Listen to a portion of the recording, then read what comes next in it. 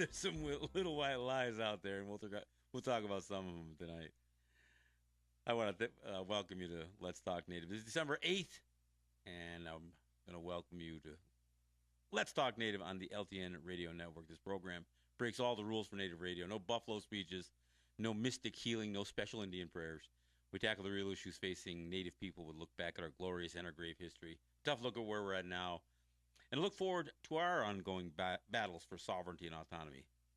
Let's Talk Native is produced in association with Iroquois Promotions on the LTN Radio Network, streaming live from the Cattaraugus territory of the Seneca Nation, and simulcast and rebroadcast on the Gwe, that's CKWE in Tandanega.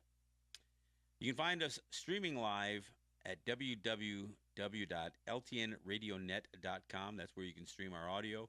And, of course, if you're on Facebook, check us out on Let's Talk Native with John Kane. That's the Facebook group page, and we are Facebook Live on that group page. And, of course, we're sharing it on a couple of other pages as we speak. And, in fact, my wife's probably sharing it on a bunch of the other group pages. And by catching up with us on Facebook Live, I can look at your comments, especially during the breaks, and catch up on them. Perhaps you've got something you want to add to the discourse here. Add your comments that I can respond to in real time, and we'll go from there. I am John Kane. I am the show's host and producer, and I'm joined in studio by Jake Proud, who is manning our board and running the cameras for both our Facebook live stream and for our YouTube channel, and that's Let's Talk Native TV. I welcome you to not only check out our channel, but subscribe to it, and then you'll get notifications anytime we post up a new video. And Jake posts those videos up on our channel, so check that out. Our studio engineer is Kelly McMillan. I want to thank her for her fine work. And, of course, that opening song was Little White Lies by Murray Porter and the Pappy Johns Band. So a song that I play frequently here because it addresses so much of, essentially it addresses so much of what happens in general on in politics and elsewhere. So let me get right into it. I was indifferent on what to talk about. There's not a whole lot of brand new news. I've talked a little bit about Bears Ears and the Donald Trump trying to access these lands that were supposed to be protected by monuments, declaration declaring them as monuments. And I've talked about that before, but specifically, as much as what Trump is doing is really just a slap at Native people, and again, just more complete disregard for the integrity of land and all that other stuff. The use of monuments declaration as a way to not properly address land fraud, especially as it relates to Native people, because these two cases, the Escalade near at the Grand Canyon and this Bears Ears, both of these areas, these regions, these land holdings they're native. We could argue that it's all native land, but these were declared monuments as some means to protect or to support the native claim to lands being sacred and all other stuff. And of course, I'm of the view that all the land is sacred, and not just all the land that we still retain, but even lands that we that have been lost through fraud and other means. So the idea that any territory is more sacred than others, we could debate that, but I guess the problem I have is that rather than properly addressing land claims issues, there's always this way of doing these token gestures that never quite get it done. It's kind of like praising Barack Obama when in the 11th hour, after 99% of the Dakota Access Pipeline was built, that he does some maneuver to hold it up, knowing that it's only going to be held up until Trump is the president. I mean, it just seems like such a political charade, and again, designating Bears Ears as a national monument because the GOP had jammed onto an appropriations bill a rider that would allow some of that region to be mined by a foreign mineral company. Why not address the real issue? Address it head on. Instead, they do these these gestures that they think is the temporary fix, or maybe they think it's a permanent fix. But in the world that we live in, these types of political battlings that go on between GOP and the Democrats, it just leaves trails of dead bodies along the way, victims every place. So so that is an issue that is in the U.S. national news that that impacts us. And of course, there's a lot of other stuff. I mean, on a daily basis, there's some very poorly thought out thing that Donald Trump does, including being the only country outside of Israel to recognize Jerusalem as the capital of Israel, causing problems with in the Arab world and every place else. I mean, there are countries all over the world who are condemning what Trump has done here, and but most of us don't. It doesn't involve us, and so the idea that when Trump says, "Well, I'm fulfilling a campaign promise to my constituency," no, you're not.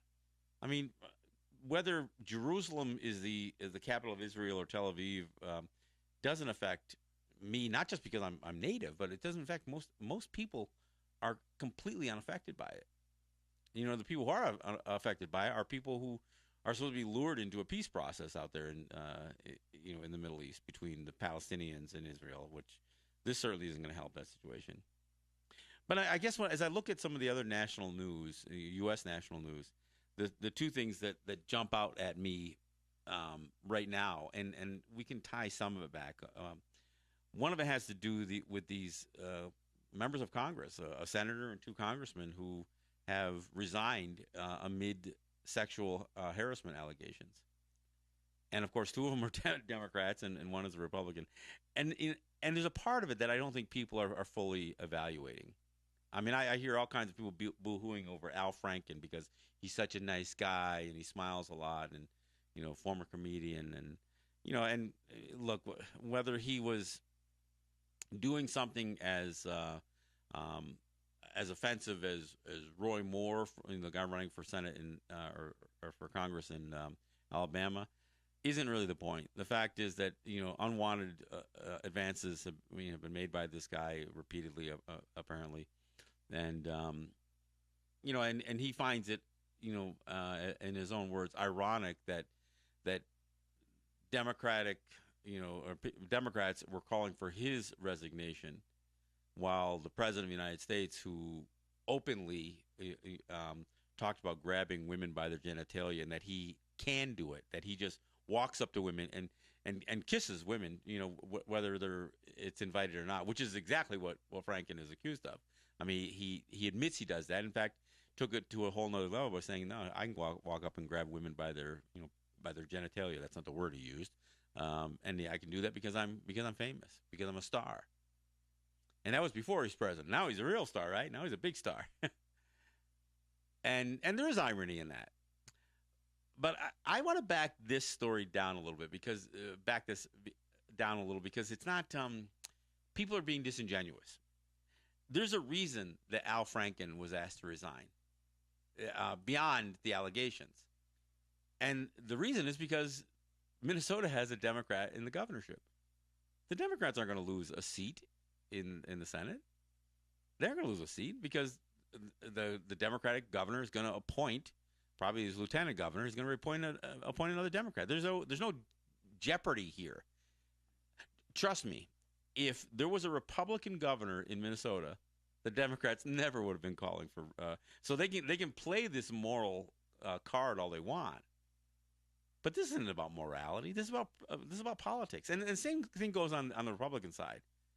This I can't even think of the guy's name who just asked to resign on the Republican side. I mean, it's kind of the same deal. I mean, yeah, there's a Republican governor, and in fact, the reason the Republicans haven't come out more strongly against Roy Moore running for and that election's in a couple of days in Alabama is because even if he wins, they figure, okay, we can do an investigation and have him resign, and the governor, the GOP governor, the Republican governor in Alabama, will be able to replace him with another Republican.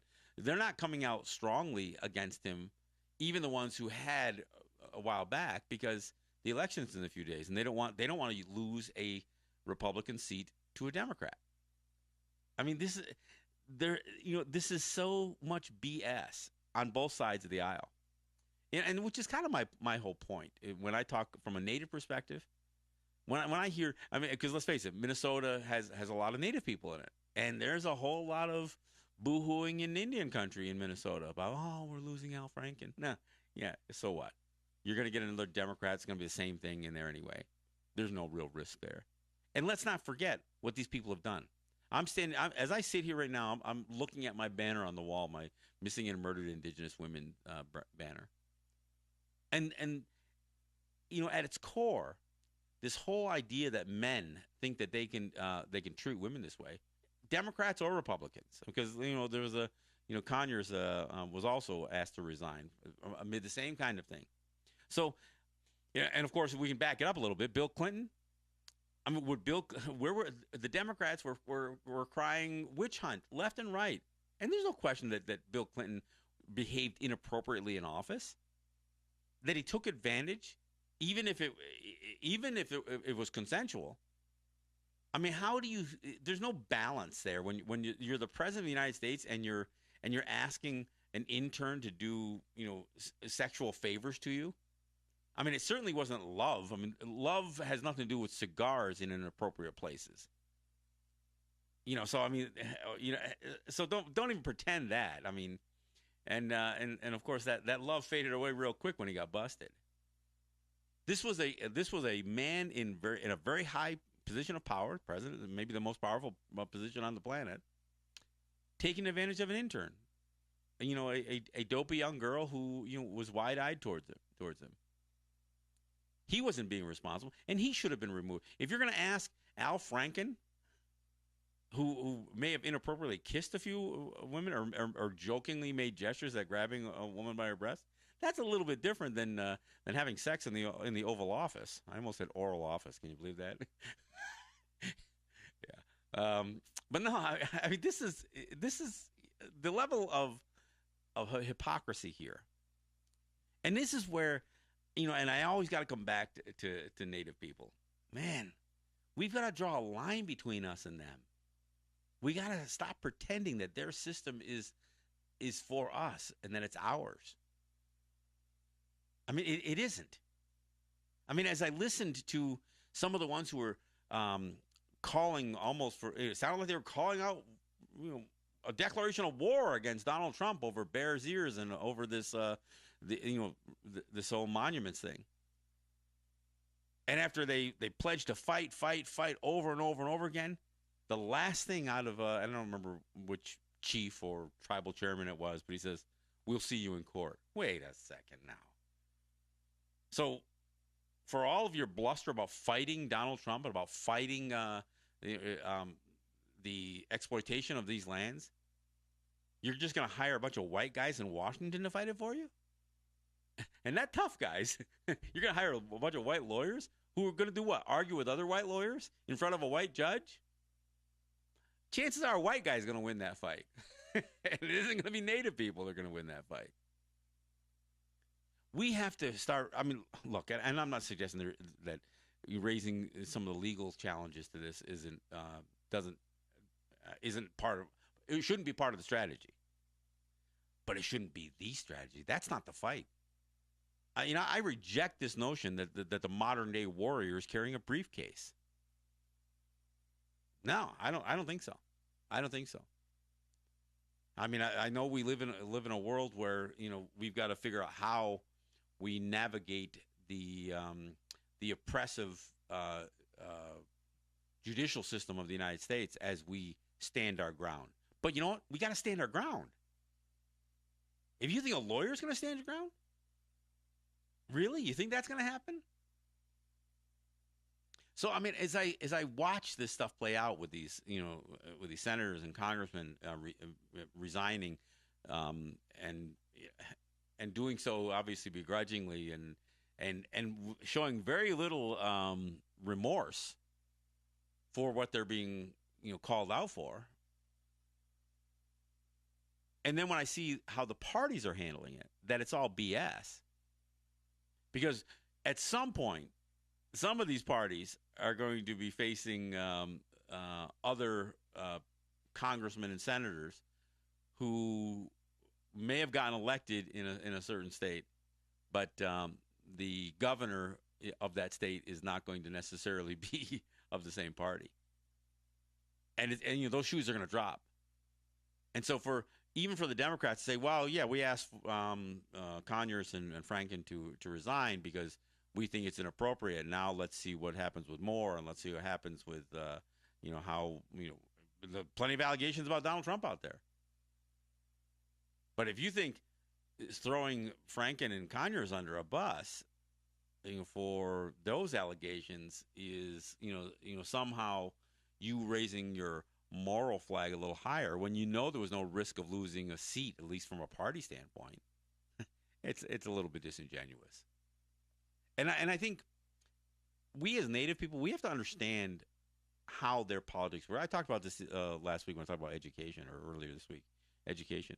Look, we do need to be educated about their systems, because that's how we're going to have to defend ourselves, is not in those systems, but we have to defend ourselves against those systems. I'm not saying that we should bring a charge or bring a lawsuit on every occasion. I say we stand our ground and then we defend ourselves when those charges are brought to us. I don't think we should go into their courts willingly. I think that we should. I don't think we should go into those courts willingly. I don't think that we should ask those courts to rule on issues of sovereignty. My friend Len Violi, lawyer for Grand River Enterprises, and done some good work, for Native businesses. He made it very clear when he talked to some of the folks here in Cattaraugus, and he said, "Look, my job isn't to fight for Indian law or to defend Indian law or to defend sovereignty. That's not my job. My job is to find the flaws that the federal government or the state government, the flaws in their use of their laws, and to make and to call them out when they're violating their own laws as they're trying to take action against our people." His only job is, in fact, the only job of U.S. courts at whatever level, state or federal, whatever level, is U.S. law. There's no place to discuss sovereignty, and even when we make the argument about sovereign immunity or lack of subject matter jurisdiction, in their opinion, they have jurisdiction. Our sovereignty isn't something that they even can consider. If they've passed a law, right or wrong, that says they have jurisdiction, then they can say they have jurisdiction. Now, I don't say that I don't agree with them. But see, this is, unless we have some means to challenge their laws that are on the books, against or use our sovereignty to challenge that, and we don't. All we're left with is finding out, okay, are they inappropriately using their laws against us? And that's why we have lawyers. I mean, that's what we use lawyers for. Are they inappropriately applying their laws where they don't belong? And that's a different issue than saying, I'm going to fight them. I'm going to, use my sovereignty. I'm going to defend my sovereignty in their courts. No, well, good luck with that. That's never worked. Usually we have to find a mistake or someplace in their legal dicta, in their court rulings, in their opinions that acknowledges our sovereignty. So again, we need a white man to say it's true, and that's the way it works out. I mean, the reason we have missing and murdered Indigenous women, the reason we have that on both sides of the U.S. and the Canadian border, that imaginary line, is the rape culture that exists in the United States. And the fact that that all of a sudden people seem to be surprised by it. Look, women are starting to get their voice, and some women are being opportunistic. I don't question that's the case, and there's some political motivation for that. I mean, some of the attacks against Al Franken in particular are clearly are politically motivated. But you know, the Democratic response is politically motivated as well. But none of that stuff matters if you want to look at things on their face. There are men, and to a lesser extent women, but there are men in positions of power in every business, in every corporation, in every agency, and in every level of government, from policemen to prosecutors to agencies involved in everything from environment to finance, where men are using their positions to intimidate women. And sometimes intimidate women specifically for sexual acts, which could not be more demeaning. I mean, it's one thing to have a sense of superiority over people and to treat people as if they're beneath you. But it's another thing to think that your position of power entitles you to be able to grab a woman by their genitalia, or to shame them or force them or intimidate them into providing some sort of sexual act for you. I mean, that's incredible.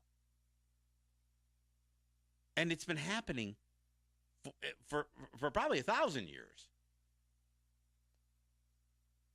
And when that male dominance and that rape culture came from Europe to our lands, and I'm not saying it's the only place that it existed, but I mean that's where you can see it the most. I mean, the idea that Thomas Jefferson had sex with his slaves.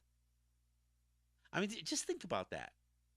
I mean, if we talk about somebody holding somebody in captivity, owning somebody, I don't mean metaphorically. I mean literally and physically owning somebody and using that property for sex, and even bearing a few children with that property. And yes, am I dehumanizing? Yes, because it is dehumanizing. I mean, that's incredible. Yeah, there are his faces carved in the side of Mount Rushmore. I mean, to me, that's remarkable. And yet, we'll hear it over and over. Yeah, well, you got to consider the time. No, if you are the victim, it was never a good time. It was never a good time. I mean, was having sex with Thomas Jefferson for Sally Hemings better than being whipped at a post for not picking enough cotton? Yeah, that's probably true. But there's a certain level of violation that goes, that takes physical abuse to a whole nother level when you talk about rape. I mean, and, to suggest that, well, maybe they were in love. No, they weren't. That's not love. Just like it wasn't for Monica Lewinsky and Bill Clinton either. It was taking advantage of somebody in a weakened position. But that's the culture. That's the culture of the United States. And the idea that there are people who are willing to look the other way, on these kinds of acts. I mean, the governor of the state of Alabama says, yeah, I believe, I think the women who are accusing Roy Moore are credible, but I'm going to vote for him anyway. Or all those people who will listen to the racist and misogynistic and egotistical, I mean, just the totally ignorant things that come out of Donald Trump, and people are willing to look the other way. The Pocahontas comments, the racist comments, the Muslim ban stuff. Get them the hell out of here. You carry them out on a stretcher. That's what he said during the campaign when if a black person showed up at his campaign rallies. But all of you who will look the other way on that, you're complicit. You can pretend you're not racist, and you can pretend that you're not a pervert, but you're okay with a pervert. I mean, the allegations against Donald Trump is that he had sex with a 13-year-old. And even if he denies that, he doesn't deny partying with the guy who actually got convicted of having sex with that 13-year-old. He just says that it wasn't him. In fact, that was among the kinds of things that he was boasting about when he spoke at the Boy Scout Jamboree, partying on his buddy's boat. The one who loved hanging out with young girls. Yeah, when he said young girls, people think, wow, that's a metaphor. He means young women. No, he meant girls. I mean, it's an incredible time to experience the American experience. Whether you're an American or whether you're an observer of what's happening. I mean, the rest of the world is kind of standing in shock, in disbelief. And for guys like me and other Native people, I'll tell you, we've got to make some decisions here. Are we a part of that? Are we complicit in that? Are we going to justify a system that produces a U.S. president like Donald Trump? Because there are Native people. Excuse me. There are Native people who are defending Donald Trump today, including on this, this monuments declaration stuff, bringing development into Bears Ears and the Grand Canyon. There are Native people that will still justify the Pocahontas cat. They'll say, "Yeah, well, it's all about Elizabeth Warren." No, it isn't. There was no reason for him to bring that up when he was talking in front of a bunch of Navajo code talkers. But we have to decide as Native people. We have to decide whether are we disgusted yet? Enough? Are we disgusted enough yet about these people and their system of governance and their system of their electoral system? And the problems with their declarations and whether it's federal recognition, FedRec, or whether it's this monuments thing is way out, or the song and dance that Barack Obama played in the 11th hour of his presidency as it related to the Dakota Access Pipeline. We're okay with all that. We're okay with the financial institutions that continue to fund the rape of our mother, of the planet. Really? When do we draw the line? Look, we're at the bottom of the hour. I'm going to take a break here and we'll come back. I do have something else to talk about. Could be viewed as a bright spot. I'm going to talk about the sentencing of a cop who killed a black man. We'll talk about that when we come back. This is John Kane. This is Let's Talk Native.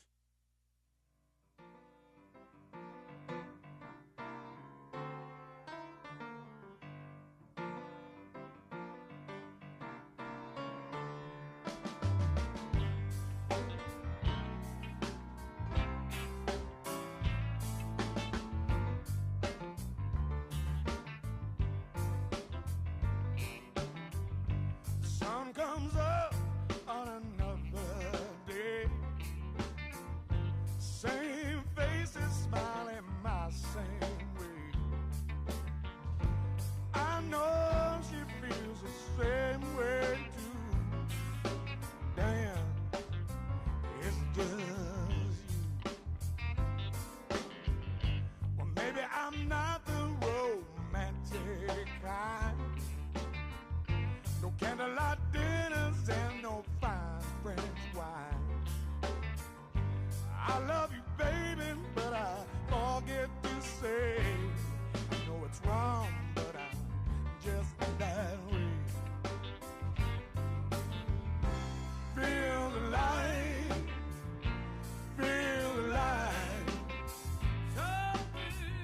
Something going on. Feel the light, and it feel like we got trouble in the way. I'm here to tell you it wasn't always this way. You used to call me baby 10 times a day, and now the only call I ever get from you is from the bar. Half past 2. Feel the light, feel the light. Something going on. Feel the light,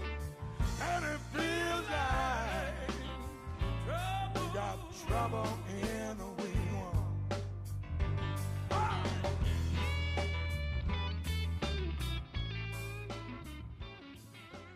Yeah, that's some Trouble in the Wigwam by Pappy John's band featuring Murray Porter and, of course, Aaron John.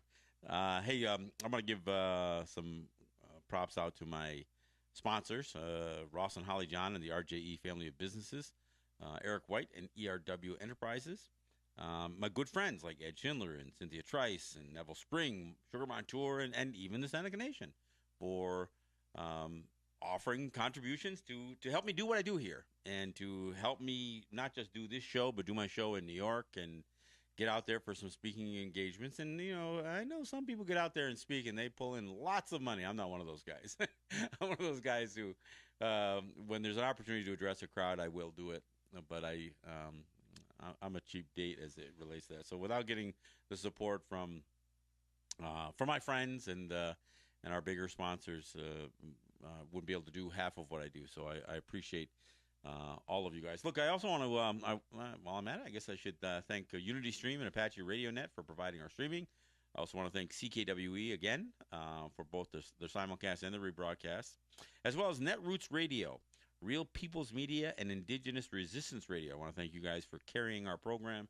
And, of course, I want to thank all of you who share our program because we do the Facebook live stream, but we also, I post the shows up on SoundCloud, so the audio is available. Of course, we stream live via the internet on our LTN RadioNet .com. So, and of course, we put the videos up on our YouTube channel, which is again Let's Talk Native TV. So all of you who share the various ways in which we make the show available, I appreciate all of that because that's how we get the word out. Look, I know on some of our shows I'm not providing anything terribly profound. A lot of times I find myself saying what others might be thinking but may not be saying, and there's a value to that. Perhaps with a little bit of the insight that I provide, I give you a reason to have a conversation or to further the conversation that I'm having here. That's the hope. I mean, the whole idea of doing Let's Talk Native is about having a conversation that continues beyond actually doing the show. And it's the kind of stuff that I hope when somebody has the opportunity or the subject comes up and says, I heard a show and I heard somebody say that the only reason the Democrats were willing to dump Al Franken is because they knew they had another Democrat lined up. That's the kind of stuff. We should think about these things and not necessarily take what is being spoon-fed to us at face value, because I'll tell you, these guys are slick. And they count on a certain level of ignorance of not just their electorate, but those of us who are more observers of it all. Hey, look, as I mentioned, I wanted to bring something else up. I think it was just today, but Michael Slager, who was a Charleston, South Carolina police officer, was sentenced to 20 years today. 20 years. It's the first time that a police officer who has shot somebody in one of these controversial white cop, black man, black perpetrator, whatever else incidents. He's one of the Black Lives Matter subjects. So Michael Slager shoots Walter Scott, and again we had video of the thing, so we all got to see this cop shoot a man in the back who was fleeing him, rather than And no suggestion that nobody was at risk. The guy was running away, and he was running away because he got tased. Part of the reason he was being shot with mace or being tasered is not a pleasant experience. So the fact that anybody would resist when you do that kind of thing, it would defy human nature not to resist when somebody's inflicting some sort of excruciating pain against you. And of course, this guy was fleeing after being tased, and the cop shot him in the back. And then he tried to plant evidence. It's like he tried to leave a taser on the ground and suggest that somehow this guy had wrestled it from him, and that he shot him as again in self-defense. Clearly, the video said otherwise. But this is the first time, for the most part, these cops don't even get indicted.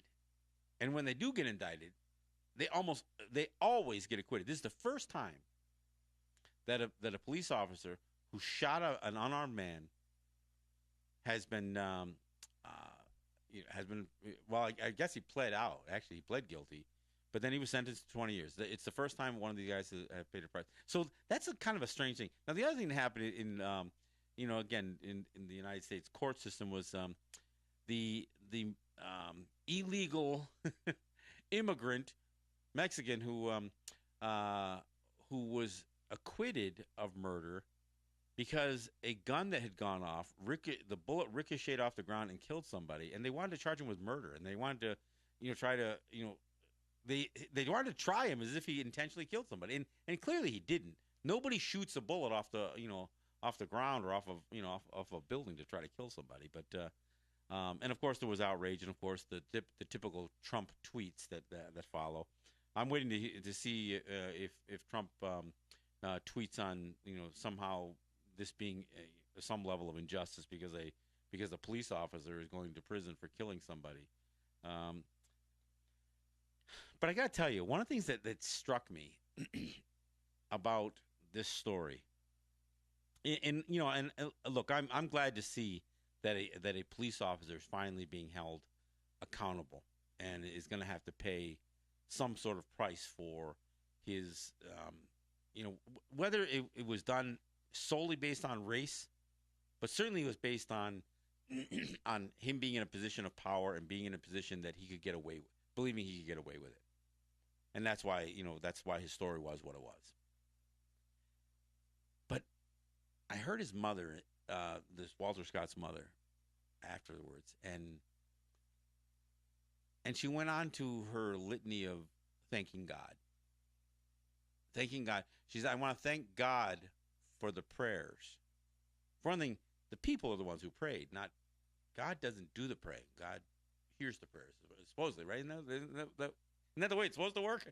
Yeah, so instead of saying, I thank God for hearing the prayers, and I thank all the people who, she said, I thank God for the prayers. And then she had this sense of jubilation, and for all of her, and she was thanking God for everything. But she lost her son. And there's just something a little that I'm never comfortable with when I hear this idea of thanking God for something that is a tragedy anyway. I mean, it'd be different if her son wasn't killed. I recall a time in the news there were two circumstances that were happening around the same time where a young child was missing. One was a little boy and one was a little girl. Little boy was missing. I think he got lost from some sort of Boy Scout or Cub Scout outing or something like that, and was missing for a couple of days. And a little girl, and these were kids like 12 years old or younger, that were missing. The little boy turned up and was okay.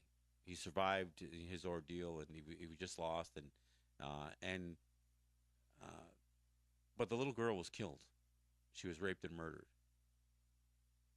Now, while they were missing, both child, I mean, there was all the talk about all the prayers, and all the people who were praying for the 12-year-old girl and the 12-year-old boy. And when the little boy turned up, the mother was thanking God for her prayers being answered.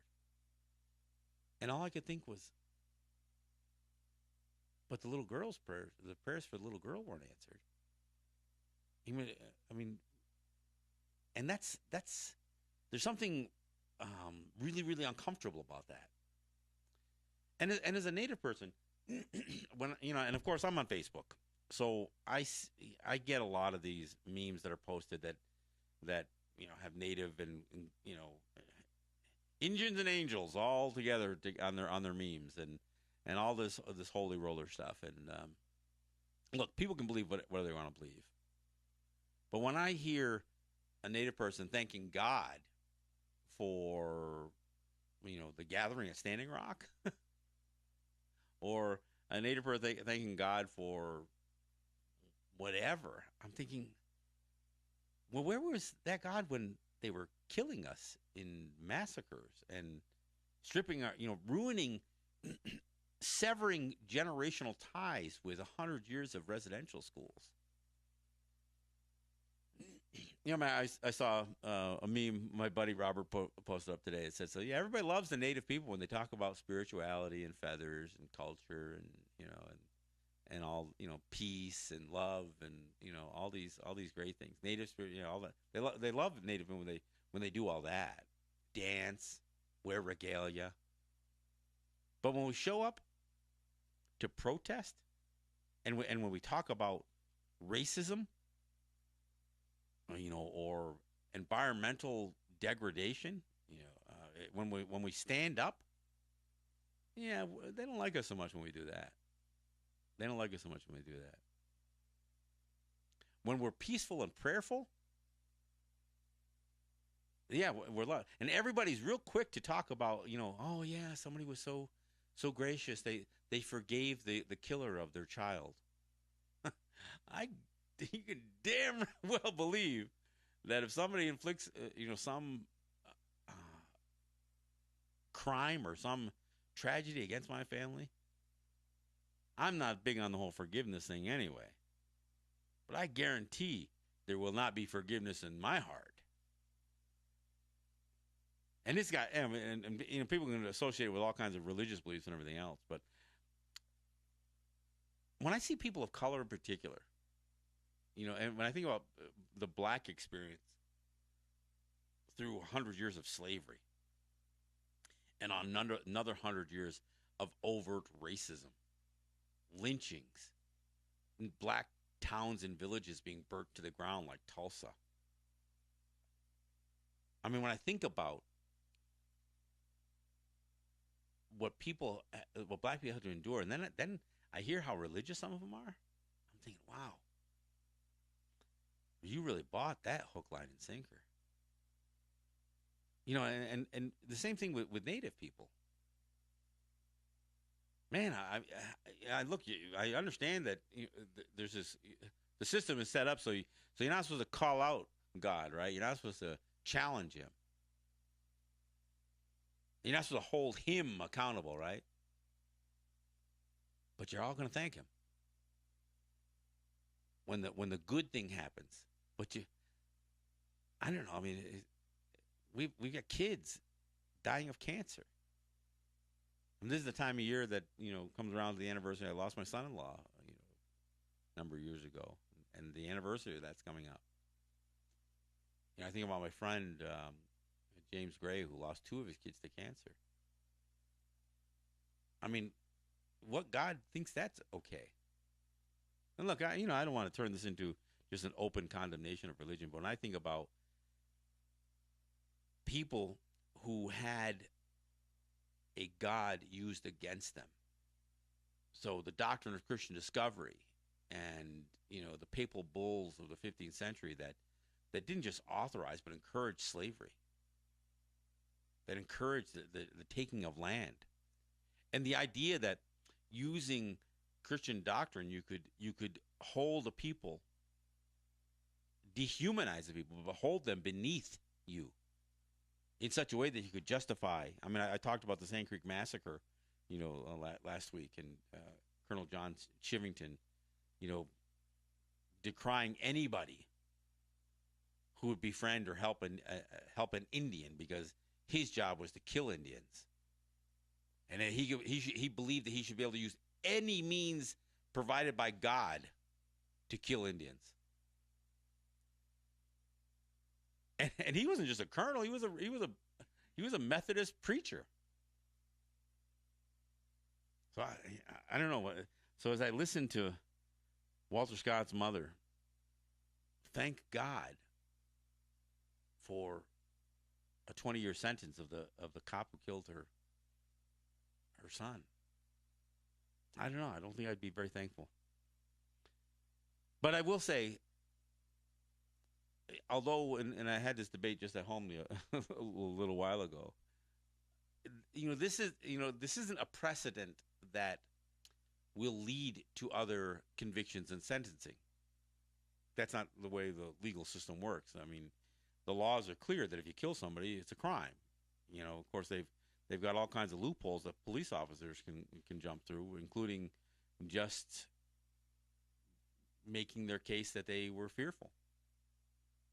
Doesn't matter if the fear was justified or not. They only, once they're a cop and you've got a gun in your hand, you only have to demonstrate that you had a fear, and then deadly force is okay. That's the standard. No, you have to make it. What hurt Michael Slager here is that the videotape shows that he wasn't in any danger, and he could not have been fearful because the man was running away from him. He wasn't running towards him in any way, shape, or form. But I mean, so the ability for a cop to kill somebody is based on these laws that are all skewed in their favor. And and this is part of the concern. When I hear Native people talk about using those laws, whether it's to fight, the exploitation of your lands,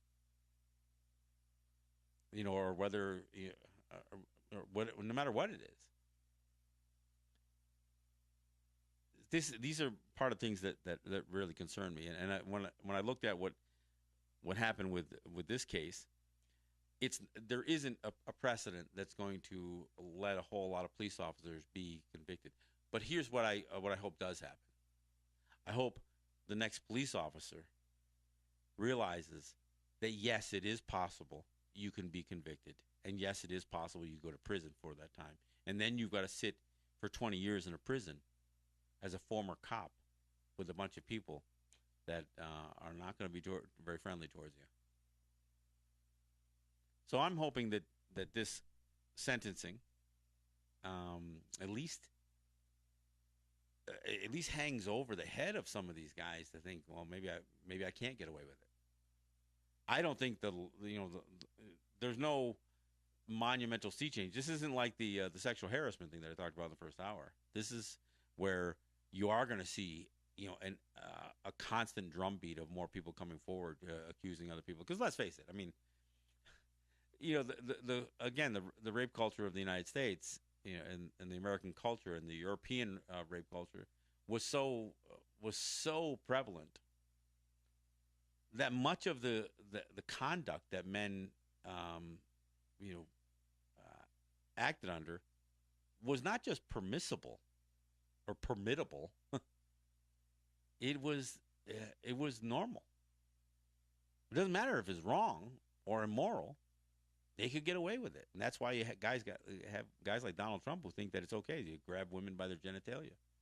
If you're in a position of privilege, you can do that, and that's wrong.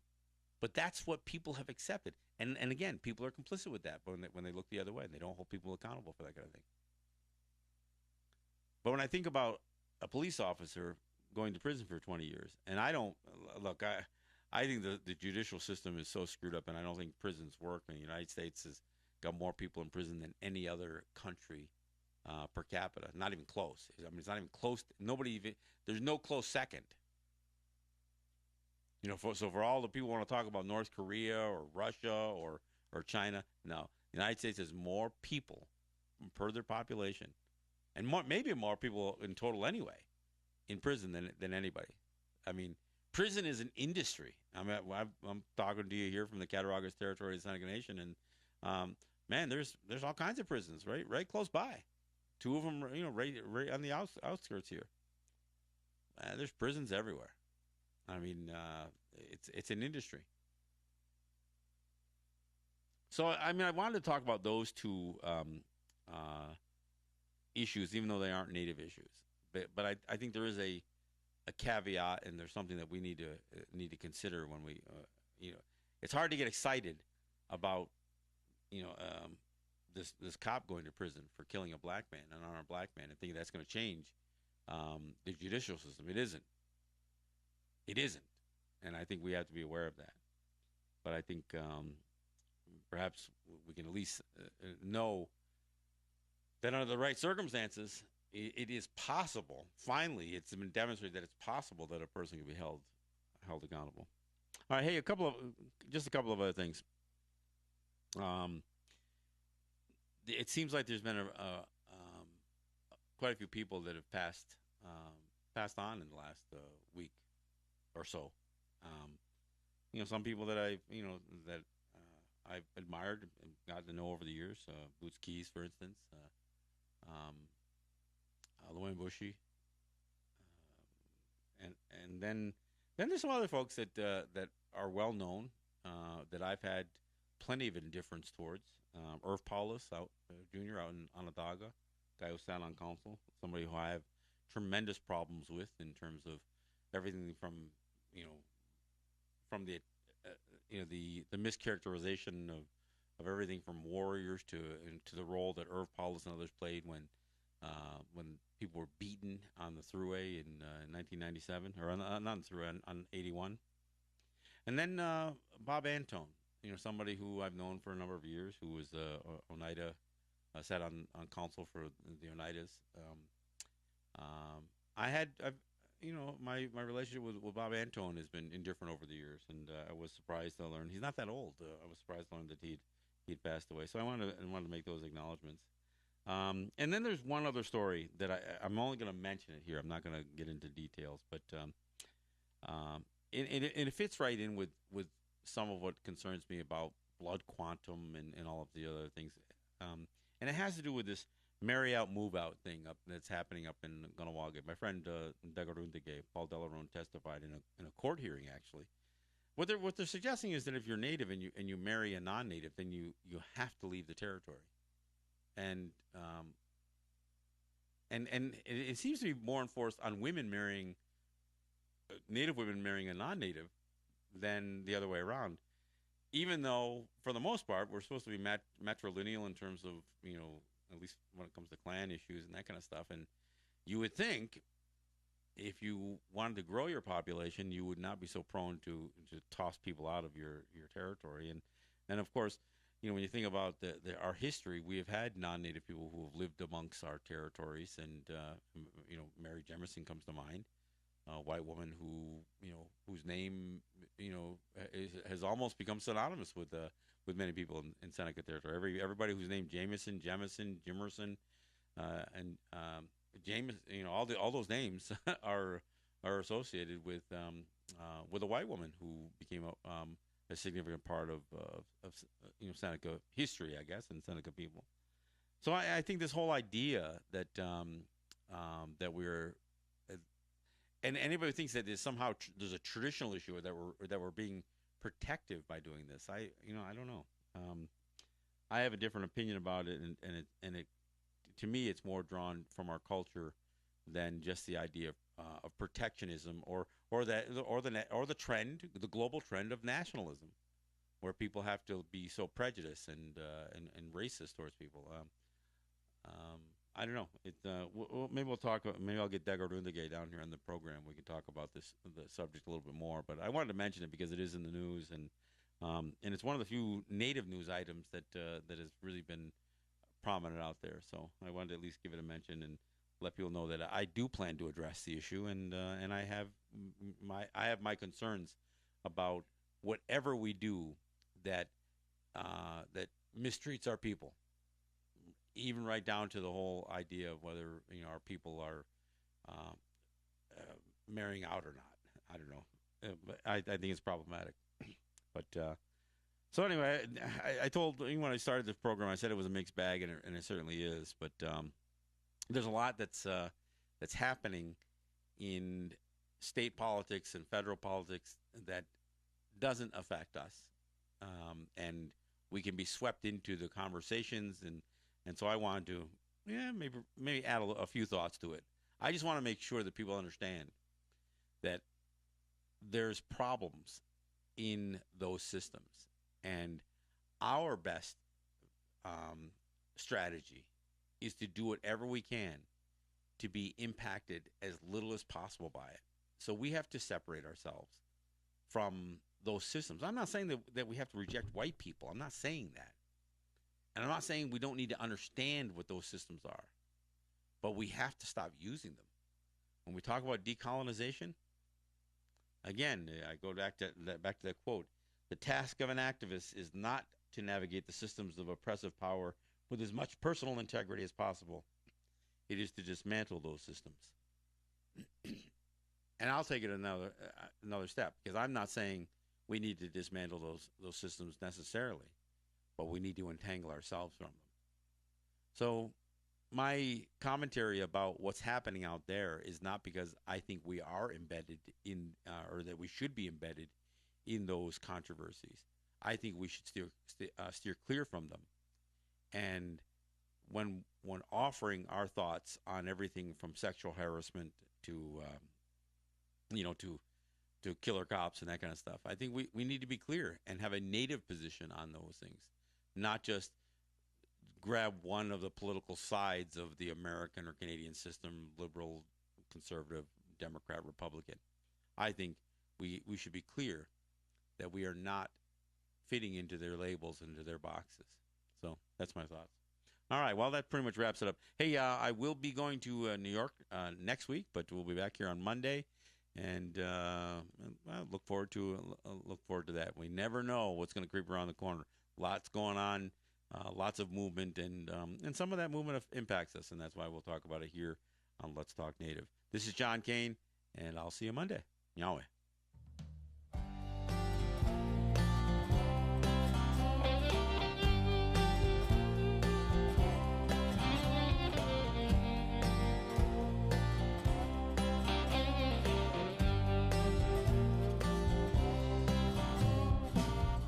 Razor wire cut you to the bone, son. It can make meanest long for home, and it's a crying shame. Just yourself to blame.